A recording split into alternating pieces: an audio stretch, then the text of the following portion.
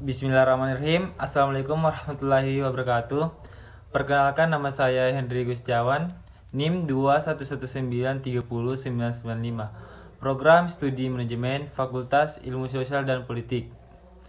Oke, baik, langsung saja. Untuk mengefisienkan waktu, saya akan memaparkan materi saya yang berjudul Sampah Selalu Menjadi Masalah. Langsung saja. Sampah adalah bahan yang tidak mempunyai nilai atau tidak berharga untuk maksud biasa atau utama dalam pembikinan atau pemakaian barang rusak atau bercacat dalam pembikinan manufaktur atau materi berkelebihan atau ditolak dan buangan. Sampah adalah suatu bahan yang terbuang atau dibuang dari sumber hasil aktivitas manusia maupun proses alam yang belum memiliki nilai ekonomis. Sampah yang harus dikelola tersebut meliputi sampah yang dihasilkan dari: pertama, rumah tangga; dua, kegiatan komersial, pusat perdagangan, pasar, pertokoan, hotel, restoran, tempat hiburan.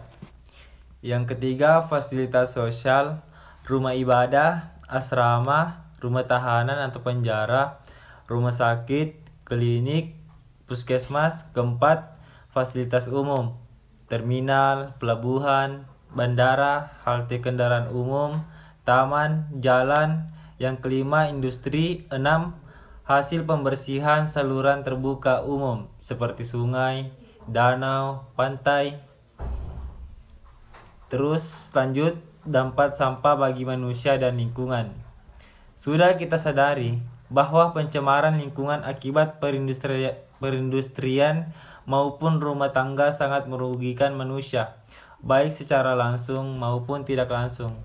Melalui kegiatan perindustrian dan teknologi diharapkan kualitas kehidupan dapat lebih ditingkatkan. Namun seringkali peningkatan teknologi juga menyebabkan dampak negatif yang tidak sedikit. Yang ketiga, dampak bagi kesehatan. Lokasi dan pengelolaan sampah yang kurang memadai. Pembuangan sampah yang tidak terkontrol merupakan tempat yang cocok bagi beberapa organisme dan menarik bagi berbagai binatang seperti lalat dan anjing yang dapat menimbulkan penyakit. Potensi bahaya kesehatan yang dapat ditimbulkan penyakit. Potensi bahaya kesehatan yang dapat ditimbulkan adalah sebagai berikut: penyakit diare, kolera, tirus menyebar dengan cepat karena virus yang berasal dari sampah dengan pengelolaan tidak tepat dapat bercampur di air minum. Penyakit demam berdarah atau hemorrhagic fever dapat juga meningkat dengan cepat di daerah yang pengelolaan sampahnya kurang memadai. Yang keempat, dampak terhadap lingkungan. Cairan rembesan sampah yang masuk ke dalam drainase atau sungai akan mencemari air. Berbagai organisme termasuk ikan dapat mati sehingga beberapa spesies akan lenyap. Hal ini mengakibatkan berubahnya ekosistem perairan biologis. Penguraian sampah yang dibuang ke dalam air akan menghasilkan asam organik dan gas cair organik seperti metana. Yang kelima, usaha pengendalian sampah. Untuk menangani permasalahan sampah secara menyeluruh, perlu dilakukan alternatif pengelolaan yang benar. Teknologi landfill yang diharapkan dapat menyelesaikan masalah lingkungan akibat sampah, justru memberikan permasalahan lingkungan yang baru. Kerusakan tanah dan air permukaan sekitar akibat air lindih mencapai tahap yang membahayakan kesehatan masyarakat, khususnya dari segi sanitasi lingkungan. Gambaran yang paling mendasar dari penerapan teknologi lahan uruk saniter atau sanitary landfill adalah kebutuhan lahan dalam jumlah yang cukup luas untuk tiap satuan volume sampah yang akan diolah. Teknologi ini memang direncanakan untuk suatu kota yang memiliki lahan dalam jumlah yang luas dan murah. Pada kenyataannya, lahan di berbagai kota besar di Indonesia dapat dikaitkan sangat terbatas dan dengan harga yang tinggi pula. Dalam hal ini, penerapan lahan uruk saniter sangatlah tidak sesuai. Berdasarkan pertimbangan di atas, dapat diperkirakan bahwa teknologi yang paling tepat untuk pemecahan masalah di atas adalah teknologi pemusnahan sampah yang hemat dalam penggunaan lahan. Konsep utama dalam pemusnahan sampah selaku buangan padat adalah redukasi volume secara maksimum. Salah satu teknologi yang dapat menjawab tantangan tersebut adalah teknologi pembakaran yang terkontrol atau insinerasi dengan menggunakan insinerator. Yang keenam, prinsip-prinsip bersih adalah beberapa prinsip yang bisa diterapkan dalam keseharian, misalnya dengan menerapkan prinsip 4R, yaitu reduce atau mengurangi, sebisa mungkin lakukan minimalisasi barang atau material yang kita pergunakan. Semakin banyak kita menggunakan material, semakin banyak sampah yang dihasilkan. Yang kedua, reuse, memakai kembali. Sebisa mungkin pilihlah barang-barang yang bisa dipakai kembali, hindari barang-barang yang bisa dipakai kembali, hindari pemakaian barang-barang yang disposable, sekali pakai, buang. Hal ini dapat memperpanjang waktu pemakaian barang sebelum ia menjadi sampah. Recycle, barang yang sudah tidak berguna lagi bisa didaur ulang. Tidak semua barang bisa didaur ulang. Namun saat ini sudah banyak industri non-formal dan industri rumah tangga yang memanfaatkan sampah menjadi barang lain. Teknologi daur ulang khususnya bagi sampah plastik, sampah kaca, dan sampah logam merupakan suatu jawaban atas upaya memaksimalkan material setelah menjadi sampah untuk dikembalikan lagi dalam siklus daur ulang material tersebut. Replace atau mengganti. Teliti barang yang kita pakai sehari-hari, gantilah barang-barang yang hanya bisa dipakai sekali dengan barang yang lebih tahan lama.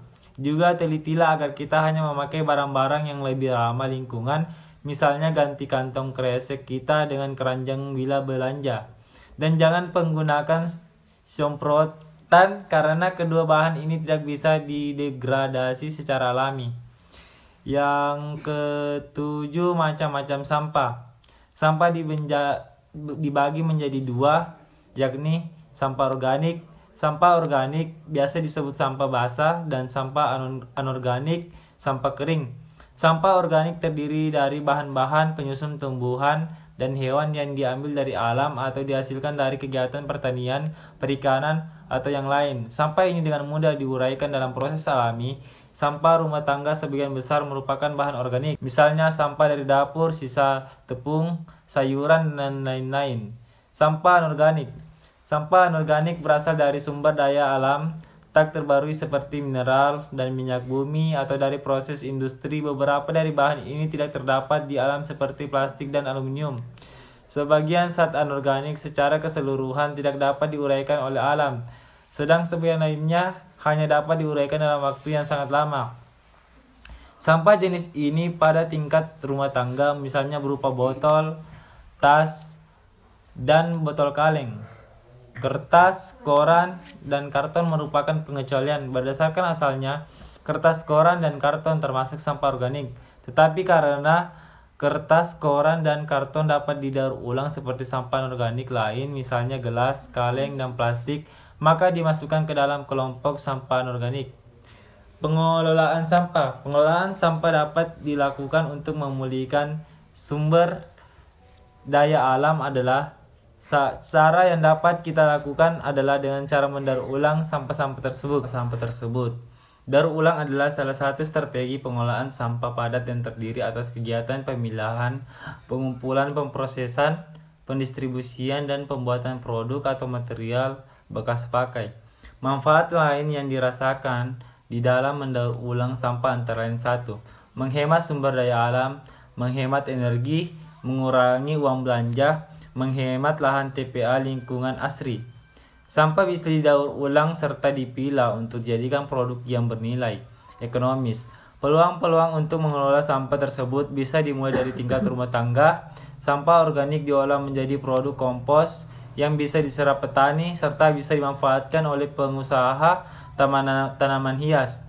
Di samping itu, sampah daur ulang juga bisa dimanfaatkan untuk industri kreatif seperti membuat tas dari sampah plastik dan kerajinan lainnya.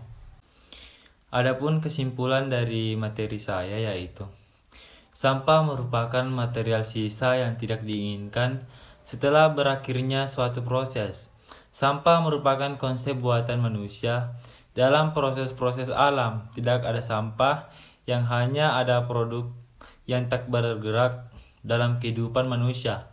Sampah dalam jumlah besar datang dari aktivitas industri, dikenal juga dengan sebutan limbah. Misalnya pertambangan, manufaktur, dan konsumsi. Hampir semua produk industri akan menjadi sampah pada suatu waktu. Dengan jumlah sampah yang kira-kira mirip dengan jumlah konsumsi, upaya yang dilakukan pemerintah dalam usaha mengatasi masalah sampah yang saat ini mendapatkan tanggapan pro dan kontra dari masyarakat adalah pemberian pajak lingkungan yang dikenakan pada setiap produk industri yang akhirnya akan menjadi sampah. Namun, sampah yang juga dapat kita daur ulang untuk bermanfaat dan untuk meminimalisir sampah-sampah yang berserakan. Sekian kesimpulan dari saya. Jika ada kata saya yang salah, mohon dimaafkan. Sekian, terima kasih. Assalamualaikum warahmatullahi wabarakatuh.